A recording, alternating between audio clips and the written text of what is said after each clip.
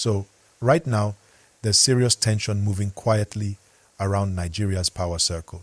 Fear is said to be rising inside Aso Rock because some military officers, men who were trusted and even working close to the National Security Advisor, Nuhu Ribadu, have been detained over what is being described as an alleged plan to overthrow the government. The story sounds like something from a movie, but this one is real life and it has shaken people at the top. Please make sure you like this video and subscribe as we break this down carefully, because what you are about to hear will keep you thinking. According to reports making the rounds, these are not just ordinary officers. They are trained men, highly ranked, some even said to have served in very sensitive departments connected to national defense. Among them is a lieutenant colonel who happens to be a nephew of a former governor from Nasarawa State. He had just returned from a special military course abroad, came back to Nigeria, and was posted to work under the National Security Advisor's office. That alone made people ask questions. How did a man trained at such a high level end up being linked to something so serious? Again, don't forget to like this video and subscribe, because this story keeps unfolding layer by layer. Now, from what we are hearing, more than 16 officers have been held for questioning. The Defense Headquarters has admitted that some officers are being investigated, but they say it's for what they called disciplinary reasons.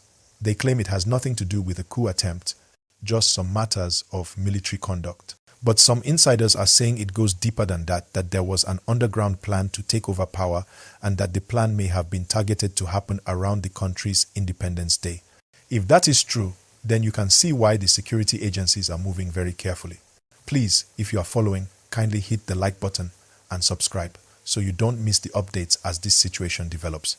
Inside sources claim that some of the officers felt frustrated, that they had been serving for years without proper promotion or recognition, and that this frustration created anger within their ranks. But others believe that there may be more to it, that maybe it's not just about promotion but also about power, influence and politics within the armed forces. Remember, Nigeria has a long history of military men interfering with political matters, and even though those days feel long gone, the possibility of it reappearing is enough to make everyone alert. Like and subscribe, because what I'm about to tell you next will show how sensitive this matter is. It's also being said that the involvement of people from the National Security Advisor's office made the case more delicate.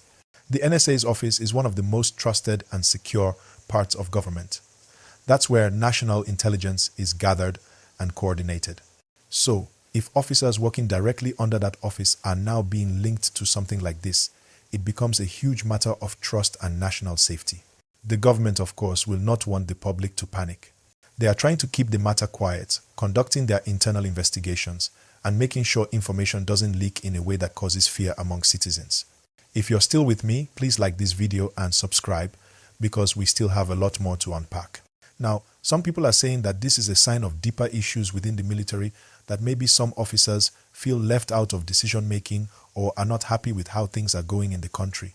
Others believe that there might be political influences trying to use military insiders for personal gain.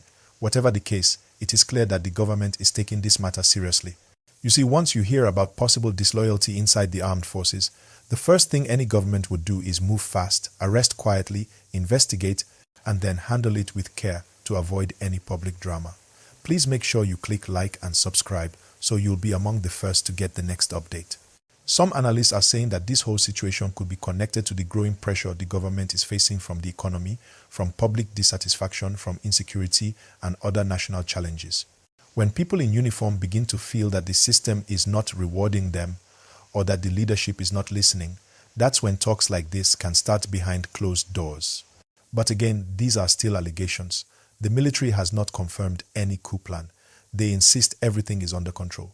The most important thing right now is that investigations are ongoing.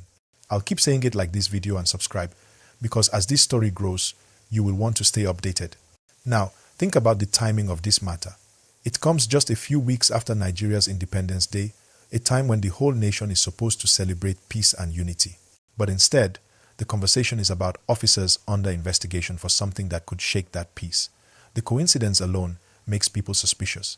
Could it be that something was really planned for that day? Or is it that some people are just exaggerating events for political reasons? These are questions that the investigation will have to answer. I hope you're still with me. If you are, please like this video and subscribe right now. For President Tinubu and his team, this is a major test. Having such reports come out can create both fear and political pressure. Every government tries to project stability because once people begin to feel that there's confusion or disloyalty inside the military, confidence in leadership can drop fast. That's why we're seeing a lot of silence from top officials. They are handling it quietly, trying not to give room for panic.